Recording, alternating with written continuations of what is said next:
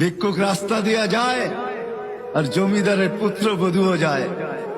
একজন সামনের থেকে আসতেছে, একজন সামনের দিকে যাইতেছে। দুইজনের ক্রসিং এর সময় ভিক্ষুকের গায়ের কাদা জমিদারের পুত্রবধূর গায়ে লেগে গেছে। সে দুনিয়া আন্ধার করে ফেলছে, স্বামীকে ডাইকা নিয়ে আসছে, বলছে ভিক্ষুক আমার কাপড় নষ্ট করে দিছে। সে শুধু ভিক্ষুক ছিল না, বৃদ্ধ ছিল।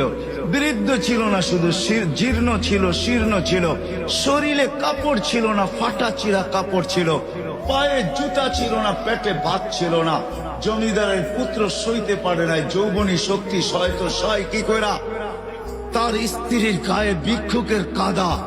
বস সমগ্র শক্তিকে হাতে জমা করা, একত্র করা বৃদ্ধের গালে বসায়।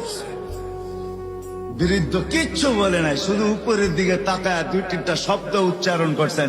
শব্দগুলা হলো ইয়া মাল্লাহ তারা হলো ওয়ুন, ও আল্লাহ চোখে দেখা যায় না। ও তারা কুল্লা শাই, তুই সব দেখিস। ফারা তারা মা বি, তুই কি দেখিস না আমার সাথে কি ঘটতেছে? এটা কি দেখিস না? বলতে দেরি যুবক, মরতে দেরি হয় নাই।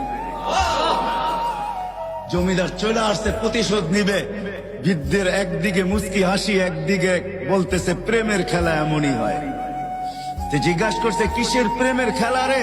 বলছে ওর প্রেমিকার গায়ে আমার কাদা লাগছে, পায়ের কাদা লাগছে, ও সইতে পারে নাই। যৌবনী শক্তি দিয়ে আমার বৃদ্ধ গালে বসায় দিছে। আমাকেও একজন ভালোবাসে, সেও সইতে পারে না,